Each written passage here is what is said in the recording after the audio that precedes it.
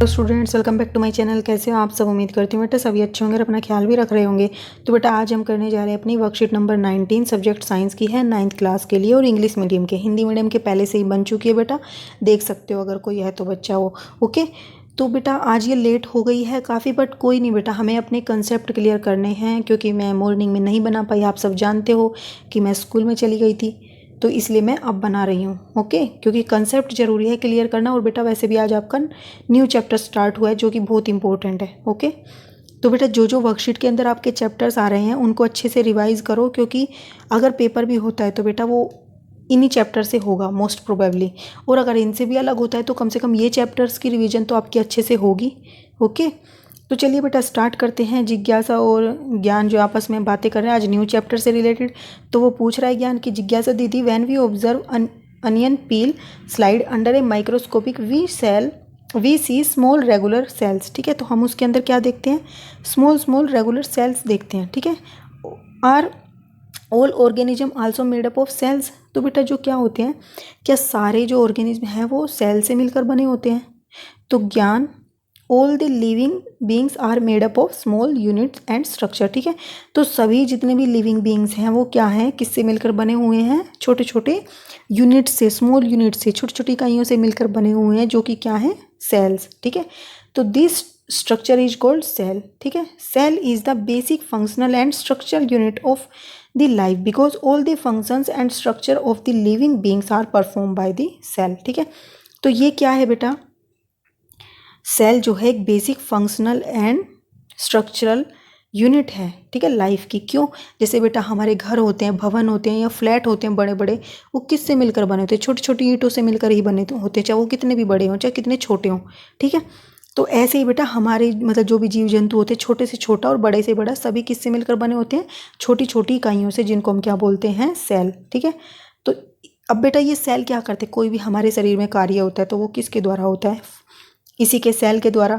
और हमारे शरीर को या किसी अन्य जीव जंतु पेड़ पौधों को जो मतलब कि उनको शेप मिलती है, आकार मिलता है, वो इसी से मिलता है, कोशिकाओं से। ठीक है, सेल से। इसीलिए बोला गया स्ट्रक्चरल और फंक्शनल यूनिट ऑफ लाइफ। ठीक है, अब बेटा on the basis living beings और ऑर्गेनिज्म आर टू टाइप्स। ठीक है, तो बेटा इनको सेल के बेसिस पर ही ऑर्गेनिज्म दो तरीके के होते हैं। कौन कौन से? यूनिसेल्युलर और मल्टी सेल्युलर। ठीक है, यूनिसेल्युलर कैसे होते हैं बेटा? जो made up of single cell, जो कि एक ही सेल से मिलकर बने होते हैं, जैसे कि अमीबा हो गया, बैक्टीरिया हो गया और पैरामीशियम हो गया। ठीक है, लेकिन जो मल्टी सेल्युलर होते हैं वो बेटा मोर देन वन सेल से मिलकर बने होते हैं, मतलब कि एक ग्रुप ऑफ सेल होते हैं और अलग अलग कार्य करने के लिए अलग अलग होते हैं इनके अंदर। ठीक है, ओके, जैसे पाचन के लिए अलग से हो गए बेटा, डाइजेशन के लिए तुम्हारे जो रेस्पिरेशन सिस्टम है उसमें फेफड़े होते हैं तुम्हारे, मतलब कि ठीक है, लंग्स होते हैं, हार्ट होता है, इस तरीके से। ठीक है, और जैसे आपके पाचन में डाइजेशन सिस्टम होता है, जो उसके अंदर क्या होता है? स्टमक होता है,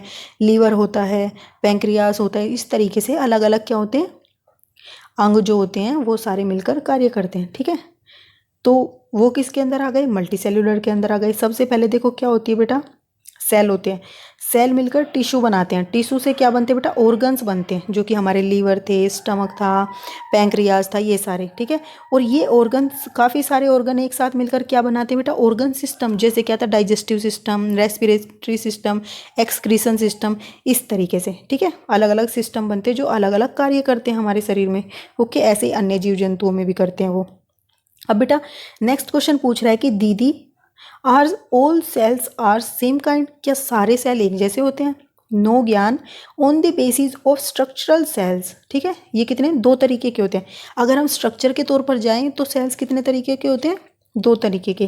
ठीक है, सेल्स के बेस पर हमने क्या कहा था? ऑर्गेनिज्म। ठीक है, जीवों को बांटा था दो वर्गों में। अब कोशिकाएं उनके आकार के आधार पर दो तरीके की होती हैं। कौन कौन सी?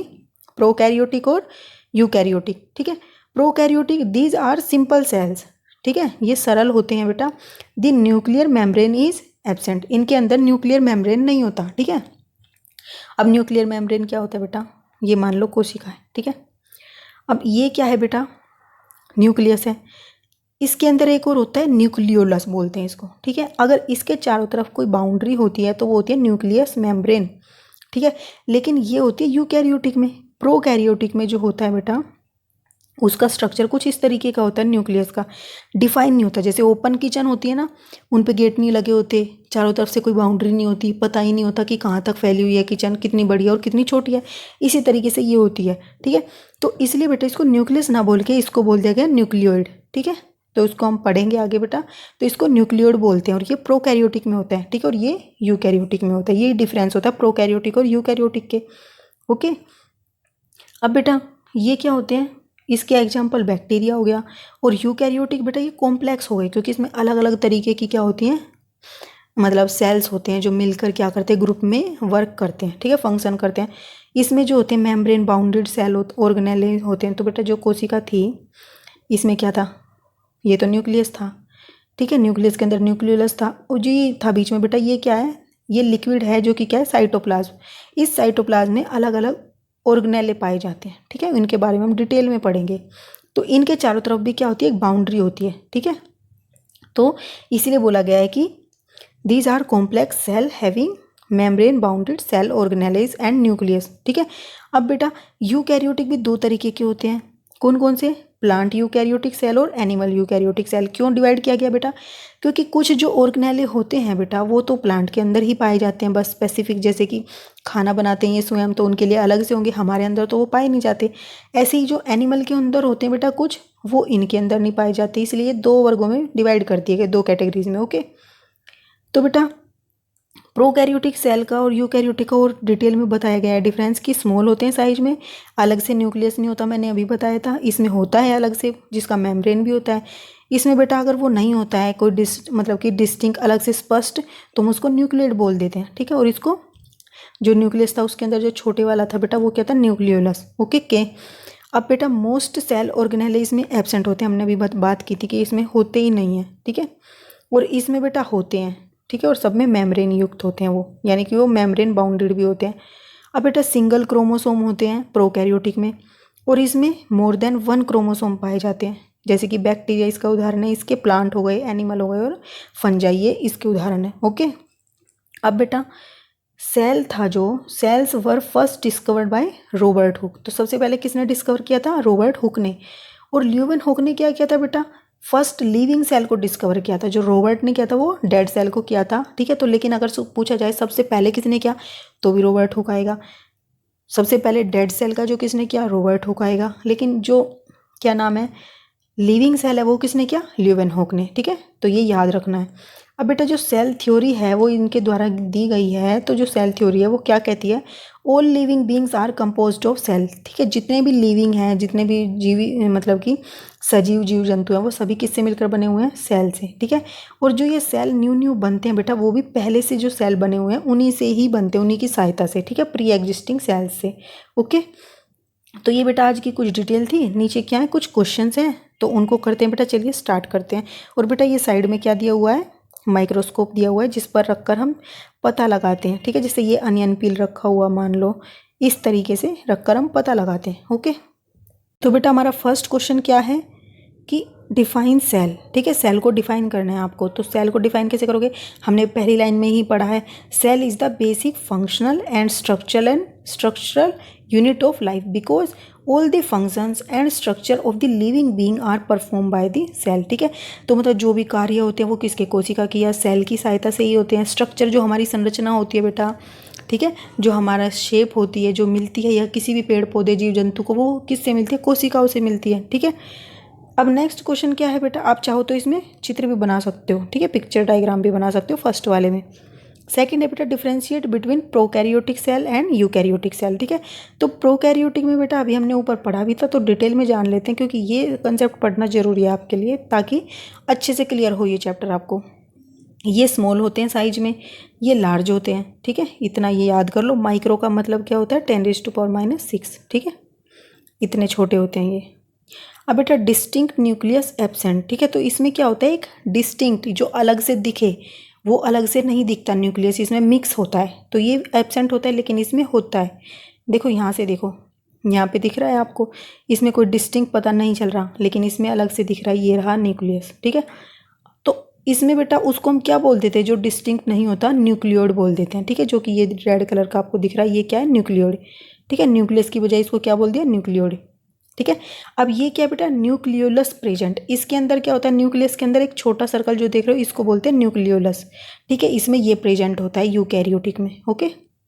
और जो न्यूक्लियस होता है उसके चारों तरफ मेम्ब्रेन होती है जो रेड कलर की आप देख रहे होंगे, ठीक है। और ये पूरा क्या है, न्यूक्लियस है, ओके। अब बेटा इसमें सिंगल क्रोमोसोम होते हैं, लेकिन इसमें एक से अधिक क्रोमोसोम पाए जाते हैं। उदाहरण के लिए बेटा ये बैक्टीरिया के अंदर होता है, और ये प्लांट, एनिमल, फंजाई, ठीक है, इनके अंदर होता है। ये अच्छे से याद कर लेनी है ये चीज़ें। ऑलवेज यूनिसेल्यूलर, ठीक है। और ये क्या होती है बेटा, हमेशा यूनिसेल्यूलर जो होते हैं ऑर्गेनिज्म उनके अंदर ये पाई जाती है कोशिका, ठीक है। और ये मल्टी सेल्यूलर के अंदर पाई जाती है, जो मल्टी सेल्यूलर ऑर्गेनिज्म होते हैं उनके अंदर पाई जाती है, ठीक है। मतलब एक से अधिक कोशिका से बने हुए जीव जंतुओं के अंदर ये सिंगल कोशिकाओं से बने जीव जंतु। नो मेम्ब्रेन बाउंडेड ऑर्गेनेले, तो बेटा जो कोशिका होती है हमने पढ़ी थी अभी सेल्स, तो उसके अंदर क्या होता है, ये केंद्रक हो गया, ये बीच में जो साइटोप्लाज्म है बेटा इसके अंदर काफ़ी सारे ऑर्गेनेले होते हैं, यानी कि अंग होते हैं कोशिकाओं के जो विभिन्न विभिन्न कार्य करते हैं। तो इसमें तो बेटा एक ही कोशिका करती है, तो इसमें तो होंगे ही नहीं, तो नो मेम्ब्रेन बाउंडेड ऑर्गेनेले, लेकिन इसके अंदर होते हैं वो सारी चीज़ें। माइटोकॉन्ड्रिया हो गया आपका, ठीक है, प्लास्टिड हो गया, इस तरीके से। अब बेटा ये सेल वॉल जो है वो इसमें प्रेजेंट होती है फर्स्ट वाले में, ठीक है। और जो इसमें होती है बेटा, इसमें जो सेल वॉल होती है वो क्या है, एनिमल सेल, इसमें नहीं होती। लेकिन जो सेल्यूलोज की बनी हुई पौधों में ज़रूर होती है, क्योंकि उनको क्या होती है बेटा, मौसम चेंज होते रहते हैं। हम तो फिर भी कपड़े, सर्दी हो तो सर्दी के कपड़े पहन लेते हैं, ठीक है, लेकिन पेड़ पौधे तो नहीं कर पाते ऐसा, तो उनको तो सारे मौसम सहन करने होते हैं। तो उसके लिए एक अलग से कोशिका भित्ति होती है जो हार्ड होती है, उनकी सुरक्षा करती है, ठीक है। ऐसे ही बेटा जो फंजाई होती है उसके चारों तरफ भी बनी होती है, वो होती है चिटिन की, ठीक है। नेक्स्ट क्वेश्चन क्या है बेटा, who discover this cell first, तो सबसे पहले किसने डिस्कवर किया, तो रॉबर्ट हुक ने डिस्कवर किया था सेल को सबसे पहले, ओके। अब बेटा लास्ट क्वेश्चन है, what are the unicellular and multi cellular organism, क्या होते हैं, एक्सप्लेन विद सुटेबल एग्जाम्पल। तो आप इसको ऐसे भी लिख सकते हो, यूनिसेल्यूलर ऑर्गेनिज्म लिख लेना बेटा यहाँ पर, ठीक है, ऑर्गेनिज्म दोनों साइड। तो बेटा ये क्या होते हैं, those organism which are made up of single cell, और which are made up of more than one cell, तो मल्टी सेल्यूलर, ये यूनिसेल्यूलर। एग्जाम्पल में बेटा अमीबा, बैक्टीरिया, पैरामीशियम, इसमें प्लांट्स, एनिमल और फंजाई, ओके। अब इनके कार्य क्या एक्सप्लेन करना था हमें। तो in this only one cell perform all the activities such as respiration, digestion, excretion, ये सारी चीज़ें एक ही करता है, लेकिन इसमें सभी को करने के लिए अलग से ही क्या होते हैं, सेल्स का ग्रुप होता है पर्टिकुलर, ठीक है, जिनको हम टिश्यू बोल देते हैं। और वही टिश्यू मिलकर क्या बनाते हैं बेटा, हमारे अंग बनाते हैं, ऑर्गेनेले बनाते हैं, ठीक है। और ये बेटा इरेगुलर होते हैं, क्योंकि इनको हर कार्य करने के लिए अपनी शेप को चेंज करना होता है, तो इसलिए इरेगुलर होते हैं ये। और ये बेटा डेफिनेट शेप होती है, क्योंकि हर एक कार्य करने के लिए अलग से कोशिकाएं हैं पहले से डिसाइडेड, ठीक है। और बेटा ये it include both eukaryotic and prokaryotic, ठीक है। तो ये जो एक यूनिसेल्यूलर होते हैं ऑर्गेनिज्म, उनमें बेटा इन दोनों में से कोई भी पाई जा सकती है, यूकैरियोटिक सेल भी पाया जा सकता है या प्रोकैरियोटिक सेल भी, ठीक है। लेकिन जो मल्टी सेल्यूलर होते हैं उनके अंदर यूकैरियोटिक सेल ही पाया जाता है, ठीक है। और ये it has simple body organisation, और इनकी जो संरचना होती है बेटा वो सिंपल सी होती है, ठीक है। यूनिसेल्यूलर की एक ही कोशिका है बेटा, और इसकी कॉम्प्लेक्स होती है, क्योंकि इसमें अलग अलग कोशिकाएं होती हैं, अलग अलग शेप की, अलग अलग आकार की, ओके। तो बेटा ये थे आपके आज के कुछ क्वेश्चन, उम्मीद करती हूँ आपको अच्छे से समझ आए होंगे ये, और ये टॉपिक भी और ये चैप्टर भी, ठीक है। जो नेक्स्ट होगा बेटा हम अपनी नेक्स्ट वीडियो में करेंगे, तब तक के लिए ऐसे ही हंसते रहिए, मुस्कुराते रहिए, पढ़ते रहिए और आगे बढ़ते रहिए। Thank you.